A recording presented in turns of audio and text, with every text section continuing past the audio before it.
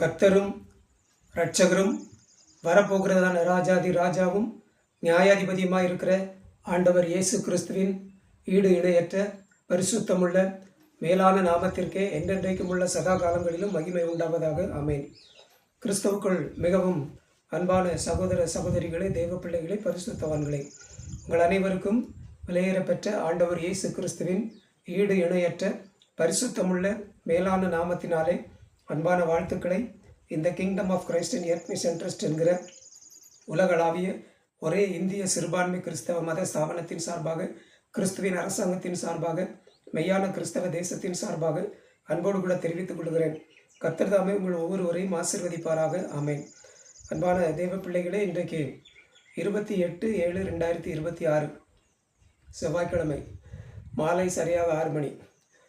அன்பான தெய்வ பிள்ளைகளே, இந்த நாளிலும் மிகுந்த மனவேதனை எனக்கு. சரிங்களா? பல இல்லை, எல்லா சூழ்நிலையிலையும் எனக்கு பயங்கரமான நெருக்கம். சரிங்களா? ஃபஸ்ட்டில் இந்த பல்வலி, தலைவலி, தலை முழுவதும் பல்வலி. எதுவுமே கடினமான பொருட்கள் சாப்பிட்றத நான் மறந்துட்டேன். சரிங்களா? நிலக்கடலை, ரொம்ப வறுத்த நிலக்கடலை வாங்கி வச்சுருப்பேன், எப்பவும் விரும்பி சாப்பிடுவேன். அதெல்லாம் அப்படியே மறந்தாச்சு. கடினமான பொருட்கள், மிட்டாய், ஸ்வீட்ஸு, ஏன்னா சுத்தப்பல் இருக்குதா, ஸ்வீட்லாம் பட்ட உடனே உயிர் போகிற மாதிரி இருக்கும். எல்லாத்தையுமே மறந்தாச்சு. சரிங்களா? 2 வாரத்துக்கு மேலே ஆயிடுச்சு, 2-3 வாரத்துக்கு மேலே ஆயிடுச்சு.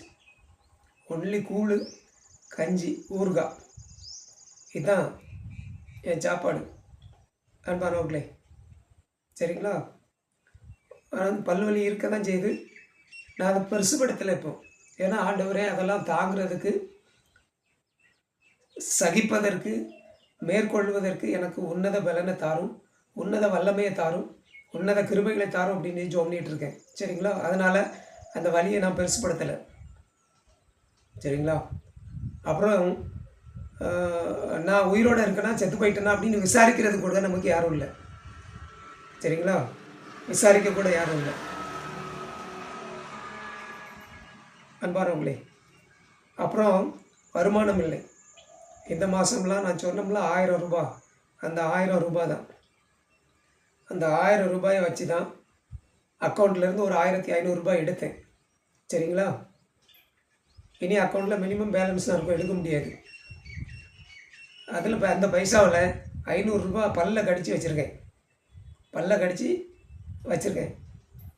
ஏன்னா நாளை மறுநாள் 30ஆம் தேதி கலெக்டர் ஆஃபீஸுக்கு விசாரணைக்கு போகணும், யூடிஆர் பட்டா திருத்தத்துக்கு. சரிங்களா? அலைஞ்சிக்கிட்டே தான் இருக்கேன்.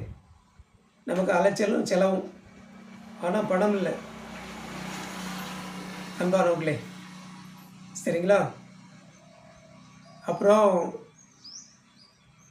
தடையில்லா சான்றுக்கு அப்ளை பண்ணியிருக்கேன். விவோ தரப்புலேருந்து ரிப்போர்ட் கொடுத்துட்டாங்க, ஆர்ஐ தரப்புலேருந்து ரிப்போர்ட் கொடுத்துட்டாங்க. ஆனால் தாசில்தார் தரப்புலேருந்து வந்து பார்த்து இது பண்ணிட்டு தான், இடத்தெல்லாம் பார்த்துட்டு தான் அவங்க வருவாங்கன்னு எதிர்பார்த்துட்டே இருக்கேன். வரல. அவங்களாம் வரமாட்டாங்க அப்படிங்கிற மாதிரி சொல்கிறாங்க நிறைய பேர். அவங்களாம் வரமாட்டாங்க, வேறு யாரையாவது அனுப்புவாங்க, அனுப்பிட்டு இது பண்ணுவாங்க, வரமாட்டாங்க, எங்கெல்லாம் நேரில் வரமாட்டாங்க அப்படின்னு நிறைய பேர் சொல்கிறாங்க. அப்படின்னு தெரில. சரிங்களா? எப்படியோ தாசில்தார் அவங்க ரிப்போர்ட்டு சப் கலெக்டருக்கு அனுப்பி, அதுக்கப்புறம் சப் கலெக்டர் வந்து பார்த்து ஆய்வு பண்ணி, அதுக்கு பிறகு சப் கலெக்டர் ரிப்போர்ட்டு கலெக்டருக்கு அனுப்பி, இதெல்லாம் என்றைக்கு நடக்கும் அப்படின்னு எனக்கு தெரியல. சரிங்களா? என்னுடைய வேதனையை நான் சொல்கிறேன். சரிங்களா? இவ்வளோ வேதனை, ஒரு காரியமும் நடந்த மாதிரி தெரில அன்பானவங்களே. அப்புறம் இந்த கரண்ட்டுக்கு டேரிஃப் 5 அப்படின்னு கொடுத்துருக்காங்க. ஆனால் 31 யூனிட்டுக்கு 421 ரூபா வந்திருக்கு. அது எப்படி கணக்கு அப்படின்னு தெரியல. ஆமாம், 14 ரூபாய் 60 பைசா வருது ஒரு யூனிட்டுக்கு. அது என்ன கணக்கு அப்படின்னு எனக்கும் புரியலை. சரிங்களா? எந்த விவரமுமே நமக்கு சொல்ல மாட்டேங்கிறாங்க. நான் மனு கொடுத்துருக்கேன். டேரிஃப் 5 டேரிஃப் 2C, அதாவது தேவாலய கரண்டை மாற்றி கொடுங்க அப்படின்னு சொல்லி 2வது மாதம் கொடுத்தேன். 2 மாதத்துக்கு முன்னாடியே அந்த மனு களக்காட்டுக்கு வந்தாச்சு. அன்பானவர்களே, நானும் 1.5 மாதம் 2 மாதமாக போயிட்டு போகும்போதெல்லாம் போய் பார்த்து கேட்டுட்டு வரேன். சார் 2 நாளில் நாங்கள் லெட்டர் அனுப்புவோம், 2 நாளில் நாங்கள் லெட்டர் அனுப்புவோம் அப்படின்னு சொல்கிறாங்களோ ஒழி லெட்டர் அனுப்புன மாதிரியே இல்லை. ஏன்னா ஏதோ சம்திங் ராங் பண்ணியிருக்காங்க, அதனால் லெட்டரும் தரமாட்டேங்கிறாங்க. போனால் இன்னும் 2 நாளில் அனுப்பிடுவேன் அப்படிங்கிறாங்க. ஆனால் எனக்கு லெட்டர் வரல. 2 மாதமாக இதே தான் சொல்லிகிட்டு இருக்காங்க. சரிங்களா? அதனால் எனக்கு புரியல, என்ன செய்யனே தெரியல. பல விதமான நெருக்கம் எனக்கு, அன்பானவர்களே. சரிங்களா? இதில் வேறு காற்று கொடுமை, பயங்கர கொடுமை. ராத்திரியும் பகலும், தினமும் செத்து தான் பழைக்கிறேன் நான் காற்று கொடுமையில். ஒரு சோலார் சென்சார் லைட் ஒன்று இருந்தது. சாயங்காலம் வாக்கிங் போயிட்டு வந்து பார்க்க காற்றுல அடித்து கீழே தள்ளி சுக்குநூறாக நொறுங்கி போச்சு. அது அன்பானவர்களே பாருங்கள், காற்று நீசத்தனமாக காற்று அடித்து ஒரு சோலார் சென்சார் லைட் இருந்தது. அந்த லைட் உடச்சி நொறுக்கிட்டு நான் வந்து வாக்கிங் போயிருந்தேன். ப்ரேயர் வாக் போவேன் சாயங்காலம் காலையில். ப்ரேயர் வாக் போயிருந்தேன் பாருங்க, சுக்குநூறாக உடச்சி நொறுக்கிட்டு காற்று சென்சார் லைட்டு. அவ்வளோ காற்று. அன்பானவர்களே, ஏற்கனவே பல்லு வலி, தலைவலி, ஆண்டவரே தாங்கிறதுக்கு எனக்கு பலன் தாரும், உன்னத பலன் தாரும், உன்னத வல்லமை தாரும், உன்னத கிருபை தாரும்னு ஜெபம் பண்ணி அப்படியே வண்டியை ஓட்டிக்கிட்டு இருக்கேன். சரிங்களா? பாருங்கள், கூழ் காய்ச்சி வச்சுருக்கேன். இதோ சாப்பாடு, கூழ் காய்ச்சி வச்சுருக்கேன். அன்பானவர்களே, அதனால் அடுத்த 1 மாதம் மட்டும்தான், ஆகஸ்ட் மாதம் மட்டும்தான். அதில் எந்த சந்தேகமும் கிடையாது. ஆகஸ்ட் மாதம் 31ஆம் தேதிக்குள்ளே எனக்கு கிடைக்க வேண்டியது கிடைக்கல அப்படின்னு சொன்னால் அதுக்கப்புறம் நான் உயிரோடு இருக்க மாட்டேன். இது சத்தியம். இந்த ஜன்னல் வழியாக காற்றடிச்சு சுக்குநூறாக அது உடஞ்சி நோக்கி போச்சு. இந்த கூரைலாம் அப்படியே உழுப்புது. கூரையை அந்த சிமெண்டோடு ஒட்டி, அந்த கூரையோடு ஒட்டி சிமெண்ட் போட்டிருக்கு பாருங்கள், அதெல்லாம் நீங்கள் பார்த்தீங்கன்னாக்கி உழுப்பி அதில் கேப் விழுந்தாச்சு. முன்னாடியும் பின்னாடியும் அதில் கேப் விழுந்துட்டு இந்த கூரையை அவ்வளோ உழுப்புது. எங்கே தூக்கி மலத்திருமோ அப்படின்னு பயமாக இருக்குது. ஆண்டவரே அப்படின்னு சொல்லிட்டு ராத்திரியும் பகலும் உள்ள செத்து தான் நான் பிழைக்கிறேன். அனுதினமும் செத்து தான் பிழைக்கிறேன். எத்தனை வேதனையை அனுபவிக்க முடியும்? அதனால்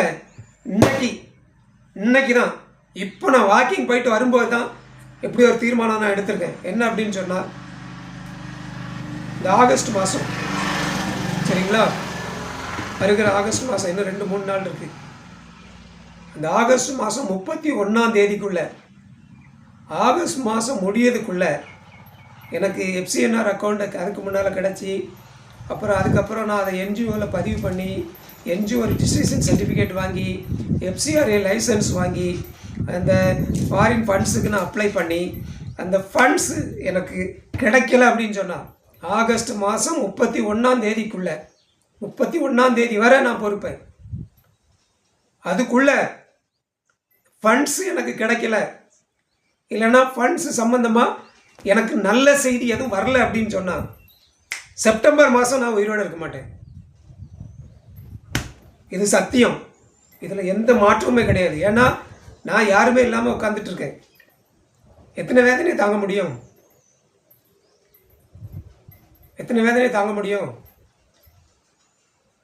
அன்பானவர்கள், இன்றைக்கி நான் தீர்மானம் எழுதிடுவேன். பக்காவாக தீர்மானம் எழுதிடுவேன். சரிங்களா? யூடிஆர் பட்டா திருத்தம் சம்பந்தமாக, தடையில்லா சான்று சம்பந்தமாக, டேரிஃப் 5 மின்சாரம், இந்த மின்சார இணைப்பை, டேரிஃப் 2C மின்சார இணைப்பை எனக்கு தரணும். அந்த இதுக்கெல்லாம் அது சம்மந்தமான அந்த பிரச்சனைகள் எல்லாத்தையும் தனித்தனியாக தீர்மானம் போட்டு தனித்தனியாக தீர்மானத்தில் கொண்டு வந்து இப்படிலாம் இருக்கிறதுனால ஆகஸ்ட் மாதம் 31ஆம் தேதிக்குள்ளே இந்த பிரச்சனைகளுக்கு எனக்கு தீர்வு காணப்படவில்லை என்றால் செப்டம்பர் மாதம் நான் உயிரோடு இருக்க மாட்டேன் அப்படின்னு சொல்லி தீர்மானம் எழுதி தீர்மானத்தை சிஎம் செல்லுக்கு அனுப்பிடுவேன். கண்டிப்பாக அனுப்பிடுவேன். அதெல்லாம் நான் செஞ்சிருவேன். அதான் செய்ய போகிறேன். என்னுடைய ஃபைனல் அதான் அந்த தீர்மானத்தை பக்காவாக எழுதி, தீர்மானத்தை எழுதி கையெழுத்து வச்சு ரெடி பண்ணி, இது கிறிஸ்தவ மத ஸ்தாபனம் அப்படிங்கிற அதுக்குரிய அந்த ஆவணத்தெல்லாம் இணைச்சி, ரொம்ப என்கிட்ட காசு இல்லை சரிங்களா, அதை எனக்கு ஒரு ஜெராக்ஸ் எடுத்து வச்சுட்டு டைரெக்டாக சிஎம் செல்லுக்கு அனுப்பிடுவேன். ஆகஸ்ட் மாதம் 31 வரை தான் டைம். அதுக்குள்ளே எனக்கு இந்த காரியம்லாம் நடக்கலை அப்படின்னு சொன்னால் செப்டம்பர் மாதம் நான் பாஸ்போர்ட் எடுத்து போயிடுவேன். அதுக்கு மேலே நான் இருக்க மாட்டேன். இது உண்மை, இது சத்தியம். அன்பானவர்களே, இதுதான் இன்னைக்குள்ள செய்தி.